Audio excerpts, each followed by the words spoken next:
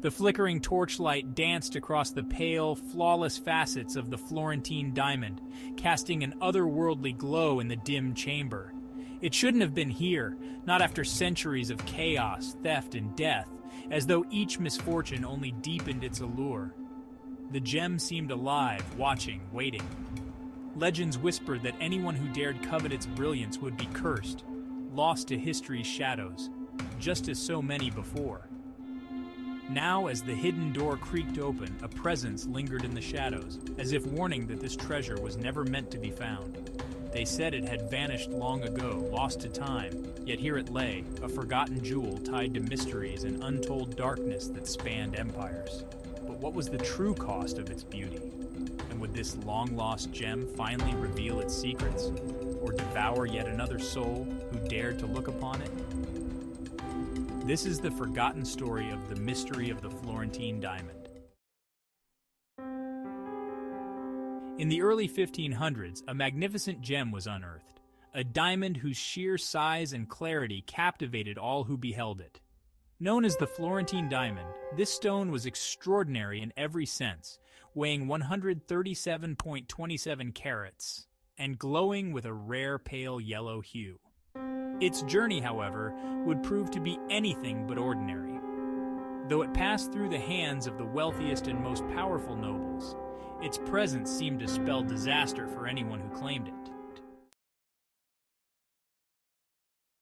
The story of the diamond begins in the shadowed courts of the Medici family in the 16th century.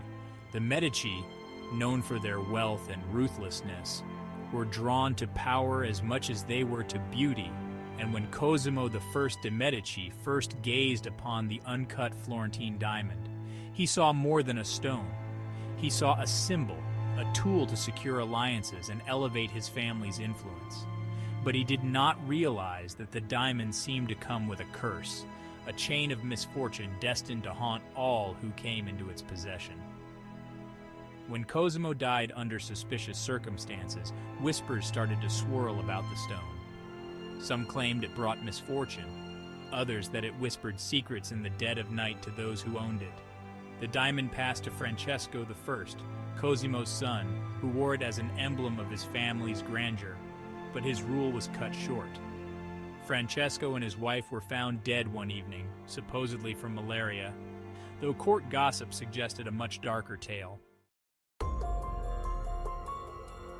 Over the years, the Florentine diamond traveled across borders, changing hands between kings, queens, and even the occasional noble thief who dared to steal it. Each owner, drawn to its beauty and allure, experienced a fall from grace. Some fell to illnesses, others to betrayal by their closest allies, and in a few inexplicable cases, vanished without a trace. One particular nobleman, seeking to test the legend of its curse, locked it in a vault beneath his estate, vowing never to touch it. For years, he left it untouched, and he seemed to evade its reach. But one stormy night, he disappeared, and when his estate was searched, the vault door lay open, and the diamond was gone. It was rumored that by the 18th century, the Florentine diamond had found its way to the court of the French monarchy, catching the eye of none other than Marie Antoinette. She, fascinated by the stories of its power, reportedly wore it often. Her fate, however, was sealed not long after.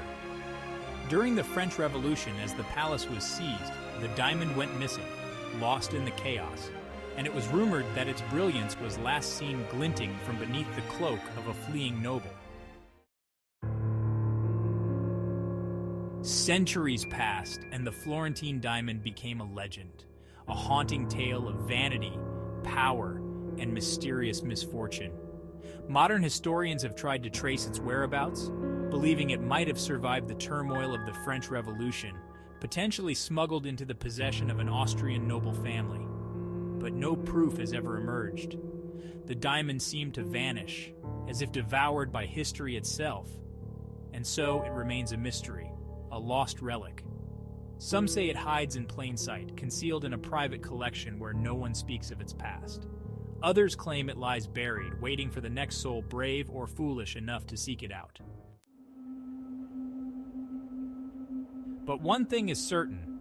The Florentine Diamond story is far from over. The stone waits, silent and watchful, for the next chapter in its dark and eerie tale.